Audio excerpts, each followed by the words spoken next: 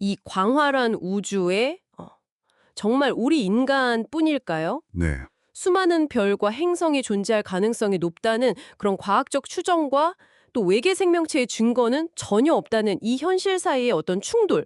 이게 바로 오늘 우리가 좀 깊이 파고들 문제입니다. 맞습니다. 보내주신 여러 자료들을 보니까 외계 생명체 탐사의 어떤 역사나 현재 상황, 그리고 왜 아직 그들을 만나지 못했는지 여기에 대한 다양한 가설들이 있더라고요. 네, 아주 흥미로운 주제죠.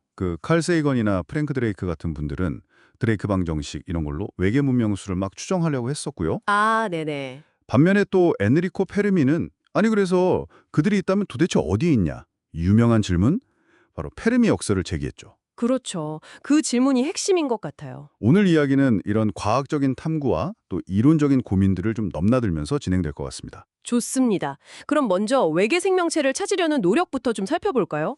대표적으로 세티 프로젝트가 있잖아요. 네, 세티, 외계 지적 생명체 탐사. 주로 전파 망원경으로 외계에서 오는 인공적인 신호를 찾는 방식이죠. 맞습니다.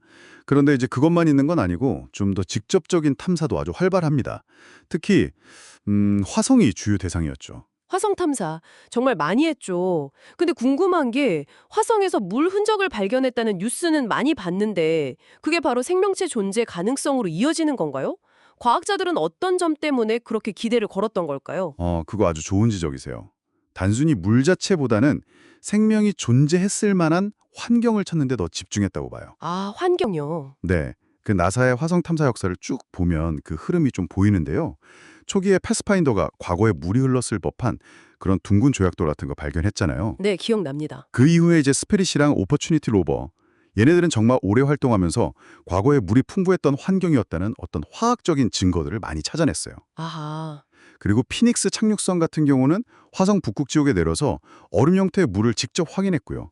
또 토양에서 과염소산염이라는 걸 발견했는데 이게 어떤 미생물에게는 에너지원이 될 수도 있거든요. 오, 그런 점이 있었군요. 네, 심지어 착륙선 다리에서 액체 몰방울로 보이는 게 관측되기도 했어요. 이건 정말 예상 밖이었죠. 그러니까 처음에는 물이 있었나? 이걸 확연하다다 점차 그럼 생명이 살만한 환경이었나? 이렇게 질문이 깊어진 거군요. 그렇죠. 큐리오시티 로버는 아예 과거의 강바닥이었던 지형의 증거를 찾았고 또 메이븐 탐사소는 화성 대기가 왜 이렇게 희박해졌는지 그 원인을 밝히는 연구를 했죠. 강력한 자기장이 없어서 태양풍의 대기라 다 날아가 버렸다는 거. 아, 현재 화성의 생명에 척박한 이유에 대한 단서도 찾은 거네요. 맞습니다. 이렇게 나사가 화성의 과거 환경에 집중하는 동안 유럽 우주국 ESA도 굉장히 중요한 역할들을 하고 있습니다. ESA도요. 마스 엑스프레스 탐사선 같은 거 성공적이었죠? 네, 그렇죠. 마스 익스프레스도 있고 또 엑소마스라고 화성 생명체 직접 탐사 미션도 추진 중이고요. 더 나아가서 ESA는 커스믹 비전이나 그 후속 계획인 보이저 2050 같은 아주 장기적인 프로그램들을 가지고 있어요. 아, 장기 계획이군요. 네, 이걸 통해서 단순히 화성뿐만 아니라 아주 멀리 떨어진 외계 행성을 직접 찾아서 그 대기 성분을 분석한다던가 촉스, 플레토, 에리엘 같은 미션들 아니면 우주가 어떻게 이루어져 있는지 그 근본적인 구조를 이해하기 위해서 중력파를 관측하는 리사 같은 등등 굉장히 다각적인 접근을 하고 있습니다. 와, 정말 우주 전체를 대상으로 탐구하는 거네요. 네, 우주의 근본적인 질문에 답하려는 시도라고 볼 수 있겠죠. 이렇게 전 세계적으로 또 다각적으로 노력을 하는데도 불구하고 아직 아무런 신호나 증거를 찾지 못했다. 이게 바로 페르미 역설의 핵심인 거죠. 대체 다들 어디 있는 거냐? 그렇습니다. 그 질문에 대한 답으로 정말 여러 가지 설명들이 제시되는데요. 가장 유명한 것 중 하나가 희귀한 지구 가설입니다. 희귀한 지구 가설이요? 네, 그러니까 생명이 탄생하고 또 우리처럼 지적인 생명체로 진화하고 더 나아가서 기술 문명을 이룩할 수 있는 이 모든 조건을 완벽하게 갖춘 행성이 우리 지구가 사실은 우주에서 극도로 드문 존재일 수 있다는 거예요. 음, 모든 조건이 다 맞아야 한다는 거군요. 그렇죠. 하버드대의 하워드 스미스 교수 같은 분은 아예 지구가 우주에서 유일할 수도 있다. 이렇게 주장하기도 했고요. 아니, 근데 우주가 정말 상상할 수 없을 정도로 넓잖아요. 별도 행성도 그렇게 많다는데 확률적으로 우리만 존재한다는 게 오히려 더 이상하게 들리기도 하는데요. 물론입니다. 그게 아주 강력한 반론이죠. 아무리 확률이 낮다 해도 워낙 샘플 수가 많으니까 어딘가에는 또 다른 지구가 있을 거라는 기대. 네네. 그래서 다른 가설들도 많이 나옵니다. 예를 들면 대멸종 필터 가설 같은 거요. 대멸종 필터요. 네. 지적 문명이 충분히 발달해서 우주로 진출하거나 서로 교신할 수 있을 정도가 되기 전에 소행성 충돌이라던가 근처 초신성 폭발로 인한 감마선 폭발 같은 그런 주기적인 우주적 재앙 때문에 그냥 사라져버린다는 설명입니다. 아, 문명이 어느 수준 이상 발전하기가 어렵다는 거군요. 그렇죠. 지구 역사만 봐도 여러 번의 대멸종 사건이 있었으니까요. 그러고 보니 아서시 클라크가 그런 말을 했죠. 우주에 우리만 존재하거나 아니면 우리만 존재하는 것이 아니거나 둘 다 똑같이 끔찍하다. 의미심장한 말이죠. 또 아이작 아시모프는 그냥 우주가 너무 넓어서 서로 만날 수가 없다고 했다면서요. 보이자 1호가 우리 태양계 벗어나서 가장 가까운 별 프록시마 센타우리까지 가는 데만 해도 수만 년이 걸린다고 하니 거리 자체가 정말 엄청난 장벽이네요.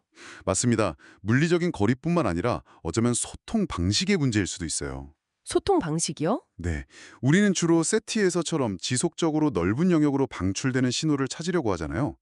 그런데 외계 문명은 그 벤포드 형제가 제안한 것처럼 아주 짧고 강력하게 특정 목표 지점을 향해서만 쏘는 그런 형태의 신호를 사용할 수도 있다는 거죠. 우리가 못 알아채는 방식으로요. 아, 우리가 생각하는 방식이랑 전혀 다를 수 있다. 그럴 수 있죠. 아니면 어쩌면 그 스티븐 호킹 박사가 경고했던 것처럼 외계 문명과 섣불리 접촉하는 것이 오히려 위험할 수 있다고 판단해서 일부러 신호를 보내지 않고 조용히 듣기만 하고 있을 가능성도 있습니다. 듣기만 한다고요? 아, 그럴 수도 있겠네요. 모두가 듣기만 하고 아무도 말을 안 하면 당연히 아무 소리도 안 들리겠군요. 네, 그걸 세티 패러독스라고 부르기도 하고요. 허허, 참 생각할수록 벅적하네요.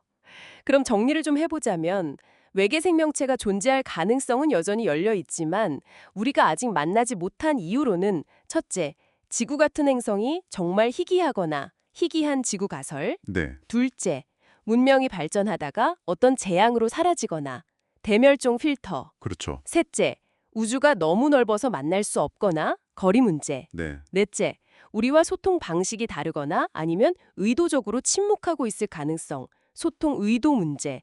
이렇게 여러 가지 가설들이 있다는 거군요. 네, 정확히 요약하셨습니다. 그리고 화성에서의 계속되는 탐사나 유럽의 그 voyage 2050 같은 미래 계획들은 이런 질문들에 대한 답을 찾으려는 우리 인류의 노력이 앞으로도 계속될 거라는 걸 보여주는 거죠. 네, 정말 포기할 수 없는 질문인 것 같습니다. 맞습니다.